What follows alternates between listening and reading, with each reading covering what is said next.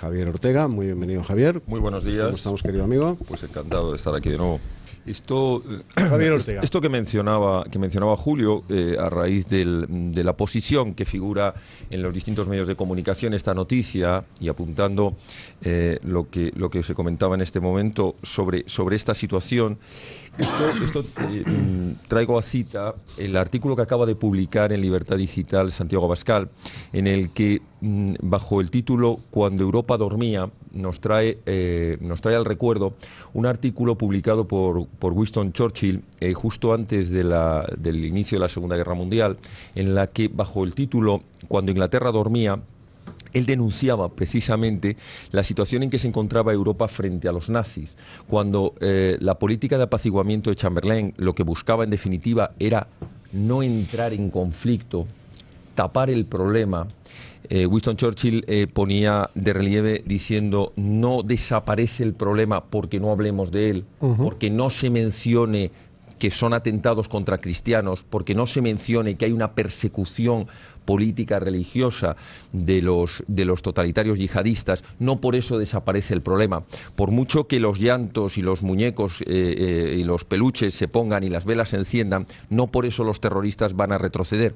Y en este artículo lo que nos recordaba Santiago, ya digo, trayendo a colación ese artículo, es que Europa está dormida frente a un problema que le puede costar su propia existencia, que le puede costar su propia libertad.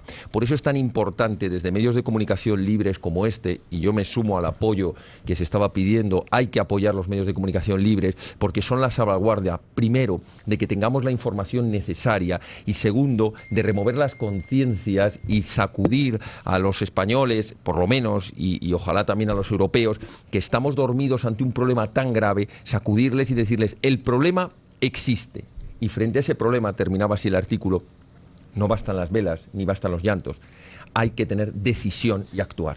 Y ahí es donde vienen todas las medidas que hemos propuesto de acción directa, acción militar, políticas, cambiar totalmente la política de refugiados, etcétera, etcétera. Lejos de aprovechar pues mi intervención para decirle a la Iglesia Católica lo que tiene que hacer, que para eso tiene sus doctores y para eso es muy libre de mantener la posición que crea, yo lo que sí hago es este comentario que creo que debería llevar a la reflexión a los... No la que crea, no, la que deba. La que deba, evidentemente. La que crea. Porque cree que nosotros hemos dicho lo que tiene que hacer a la Iglesia Católica. No. Digo de antemano que yo no voy a decirles lo que deben hacer. Lo que sí que voy a hacer es esta reflexión, que ojalá les llevara a la reflexión a las máximas jerarquías de la Iglesia. En este momento se están produciendo los mayores ataques contra lo que son los cimientos del catolicismo. Se está atacando directamente a la vida como no se había atacado nunca, con el aborto, con promoviendo la eutanasia, promoviendo todos los ataques que puede haber a lo más esencial, que es la vida. Se está atacando físicamente, atentando, como acabamos de comentar en la primera noticia, como nunca, una persecución contra los cristianos en todo el mundo, a través del terrorismo yihadista.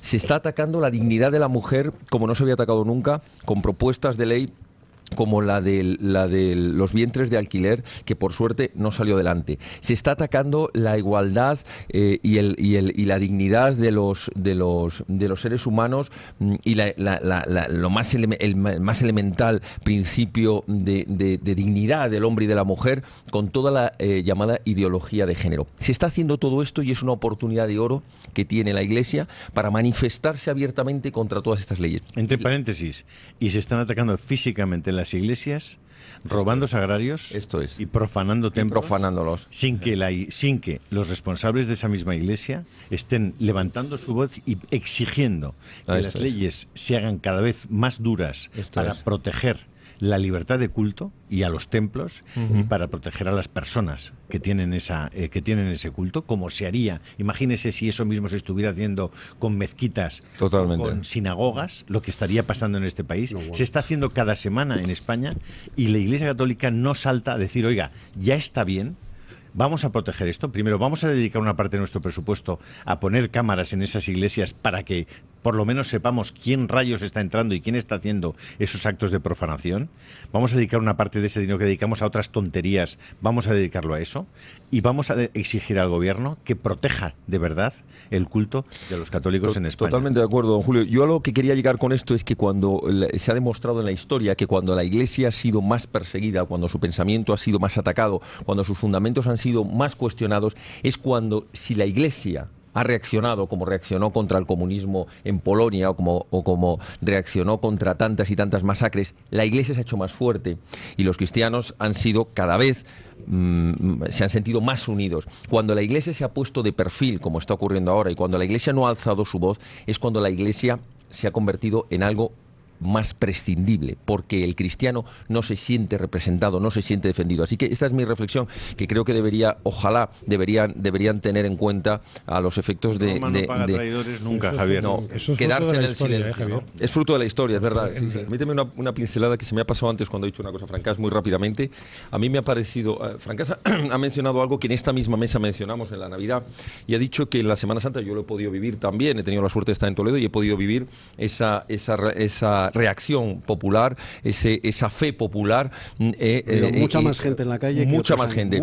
A mí una de las cosas que me llamó la atención muy positivamente es ver a muchísimos jóvenes santiguarse y gritarle vivas a la Virgen y al Cristo cuando pasaban. Y a mí eso me emocionó, porque en el fondo dices, oye, no es la juventud que nos quieren vender de perroflautas tirados en la calle, que todo les da igual, que no tienen valores. Hay otro tipo de juventud en España. Y la segunda cuestión que quería mencionar de lo que ha dicho Francaschi, que repito, lo dijimos en esta mesa en la Navidad, es que es verdad, estas procesiones de Semana Santa sí tienen una característica, es que no están organizadas desde las administraciones, están organizadas por las distintas hermandades y las distintas cofradías. Bueno, pues precisamente era lo que pedíamos en esta mesa con respecto, algunos de los contertulios estaban en aquella decíamos respecto a las cabalgatas, que las cabalgatas se organicen y tomen la iniciativa las distintas parroquias y veremos cómo la cosa cambia. Pero como se ha ido a lo fácil, a lo cómodo, que es aquí que me las organice el ayuntamiento, luego pasan las mamarrachadas que pasaron en la cabalgata de Reyes, cuando tuvimos que ver aquello que era más parecido al carnaval de Río que a una cabalgata de Navidad.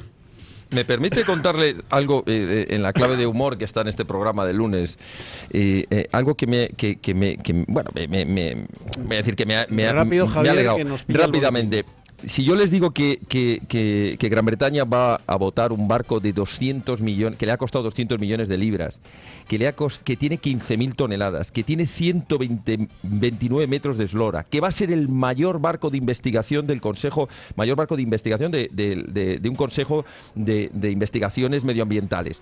Y yo les cuento que han pedido en las redes públicas que se promueva un nombre para ese barco. ¿Saben ustedes, entre otros muchos nombres, el Rey del Mar, el Agua Vital, etcétera, etcétera, cuál es el nombre que lleva ganando por 26.690 votos a 300, que es el más cercano? Blas de Lezo.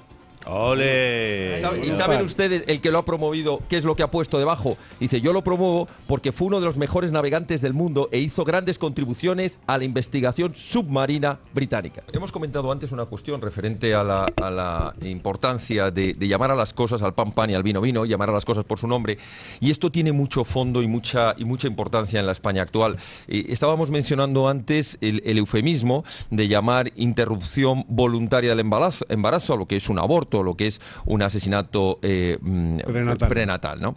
Pero, ¿y respecto al llamado derecho a decidir para esconder lo que no es más que una secesión en regla contra la nación? ¿O aquello de las leyes de normalización lingüística para hablar de lo que es una anormalidad lingüística, que es la imposición forzosa del derecho a hablar? ¿O aquello que parece que nadie pone en duda, de llamarle democracia a lo que es una partitocracia, que es el poder absoluto de los partidos sobre todo? Es decir, es absolutamente necesario en España llevar a cabo un rigor en el lenguaje y llamarle a las cosas por su nombre. Y al terrorismo yihadista se le llama terrorismo yihadista, no se le encubre bajo seudónimos de, oiga, es que aquí hay islamofobia, o es que aquí hay el derecho humanitario a los movimientos migratorios. Mire usted, eso es terrorismo, eso es islamismo, eso es imposición, es totalitarismo. Llamémosle a las cosas por su nombre y será probablemente el mejor camino para que encontremos la solución, porque si no, andamos intentando despistar al personal hablando de otras cosas que no es de lo que hay que hablar.